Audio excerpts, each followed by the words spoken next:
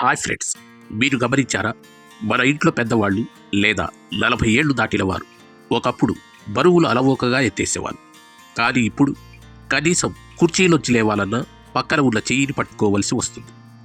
మెట్లు ఎక్కుతుంటే ఆయాసం రావడం, కాళ్ళు వరకడం చూస్తున్నారా? దీనికి కారణం కేవలం ముసలితనం అనుకుంటే మీరు పొరబడినట్లే. దీని వెనుక సార్కోపీనియా అనే ఒక సైలెంట్ కిల్లర్ ఉంది. అవును, ఇది మన శరీరంలోని కండరాలను లోపలే తినేస్తుంది. మీరు రోజు వాకింగ్ చేస్తున్నా, బాగా తింటున్నా కూడా మీ శరీరం ఎందుకు బలహీనపడుతుందో ఈరోజు మనం క్లియర్గా మాట్లాడుకుందాం. ఈ వీడియో చూశాక మీ ఆరోగ్యం మీద మీకున్న అభిప్రాయం పూర్తిగా మారిపోతుంది. అందరికీ నమస్కారం, welcome back to health with AR. మన శరీరానికి ఎముకలు ఎంత ముఖ్యమో వాటిని పట్టి ఉంచే కండరాలు కూడా అంతకంటే ముఖ్యం.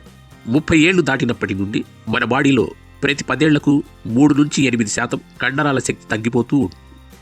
దీనివల్ల ఫ్యూచర్లో నడవలేకపోవటం, త్వరగా ఫ్రాక్చర్స్ అవ్వటం జరుగుతాయి. కానీ భయం వద్దు, మనం తినే ఆహారంలో చిన్న మార్పులు చేస్తే దీన్ని రివర్స్ చేయొచ్చు. ముఖ్యంగా మనం ఉదయం లేవగానే చేసే కొన్ని పొరపాట్లు మన కండరాలను నాశనం చేస్తున్నాయి. అవేంటో ఇప్పుడు చూద్దాం. ఉదయం అస్సలు తినకూడని 5 రకాల ఆహారాలు. Number 1, white bread and jam. చాలామంది సిటీస్లో టైం లేక 2 బ్రెడ్ ముక్కలు తినేసి వెళ్ళిపోతారు. ఫ్రెండ్స్, వైట్ బ్రెడ్ అనేది ప్యూర్ మైదా. ఇది తిన్న వెంటనే మీ బ్లడ్ షుగర్ని పెంచుతుంది. ఇన్సులిన్ స్పైక్ అవ్వటం వల్ల బాడీలో ఫ్యాట్ పెరుగుతుంది, కానీ మజిల్ పెరగదు. పైగా షుగర్ లెవెల్స్ పడిపోయినప్పుడు బాడీ ఎనర్జీ కోసం మీ కండరాలలోని ప్రోటీన్ని వాడేసుకుంటుంది.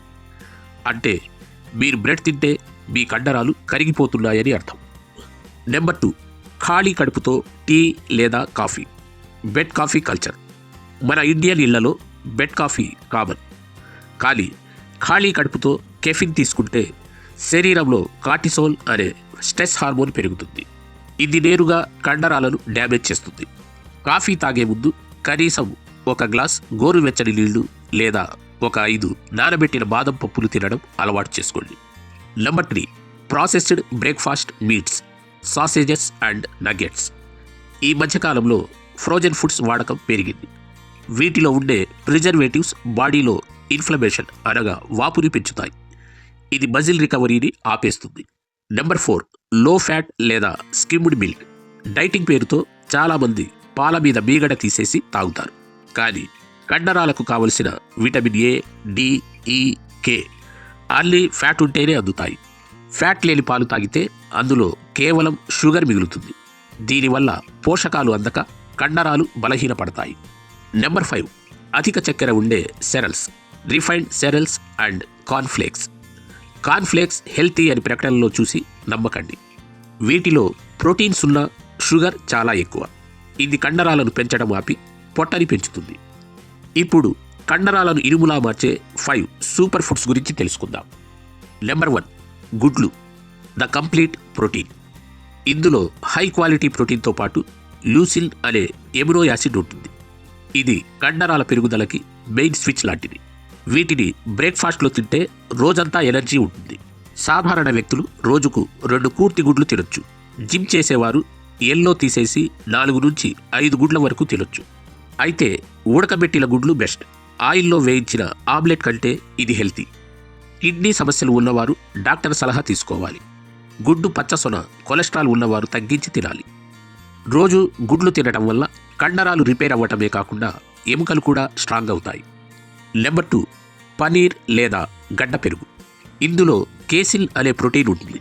ఇది మెల్లగా జీర్ణమై రాత్రంతా మీ కండరాలకు పోషణ ఇస్తుంది.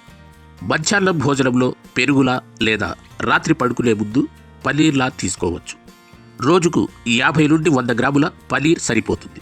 పనీర్ని మరీ ఎక్కువ ఆయిల్లో వేయించకుండా లైట్గా రోస్ట్ చేసి లేదా కర్రీలా తినాలి. లాక్టోస్ ఇంటాలరెన్స్ ఉన్నవారు అనగా పాలు పడని వారు దీనికి దూరంగా ఉండాలి. పనీర్ లేదా పెరుగు తీసుకోవటం వల్ల కండరాల క్షీణతను ఆపుతుంది.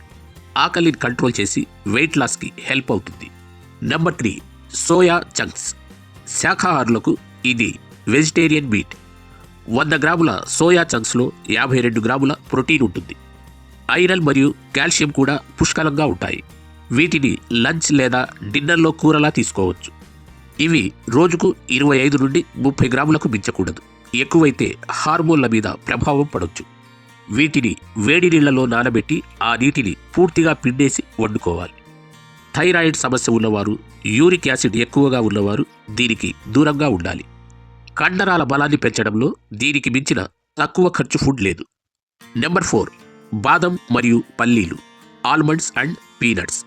వీటిలో హెల్తీ ఫ్యాట్స్, విటమిన్ ఇ మరియు ప్రోటీన్ ఉంటాయి. ఇవి శరీరంలో మంటను తగ్గిస్తాయి.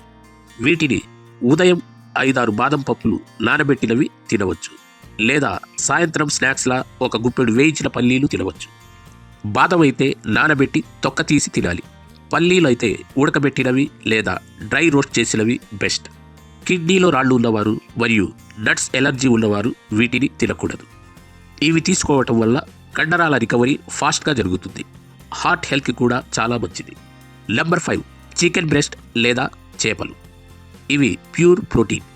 చేపల్లో ఉండే ఒమేగా 3 ఫ్యాటీ యాసిడ్స్ కండరాల నొప్పులను తగ్గిస్తాయి. వీటిని మధ్యాహ్నం భోజనంలో తీసుకోవటం ఉత్తమం.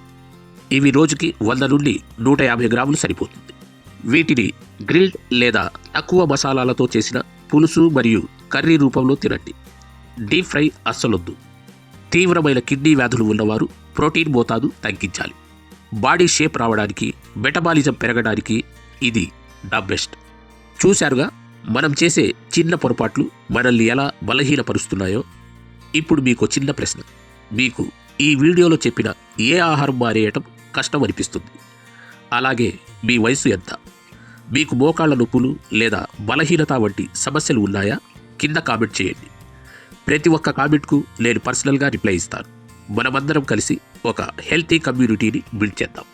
చివరగా ఒక్క మాట ఫ్రెండ్స్, కండరాలు అనేవి మన శరీరానికి పునాది లాంటివి. పునాది బలంగా లేకపోతే ఇల్లు కూలిపోతుంది. అందుకే ఈ రోజు నుంచే మీ ఆహారంలో మార్పులు చేసుకోండి. కేవలం 30 రోజులు ఈ డైట్ ఫాలో అవ్వండి. మీకే మార్పు కనిపిస్తుంది. ఈ వీడియో మీకు నచ్చినట్లయితే మీ ఫ్రెండ్స్కి, ముఖ్యంగా మీ ఇంట్లో ఉన్న పెద్దవాళ్ళకి తప్పకుండా షేర్ చేయండి. ఇలాంటి మరిన్ని ఇంట్రెస్టింగ్ హెల్త్ వీడియోల కోసం మన ఛానల్ని సబ్స్క్రైబ్ చేసుకోండి. త్వరలోనే మరో పవర్ఫుల్ టాపిక్తో కలుద్దాం. అప్పటి వరకు stay healthy, stay strong. Be AR.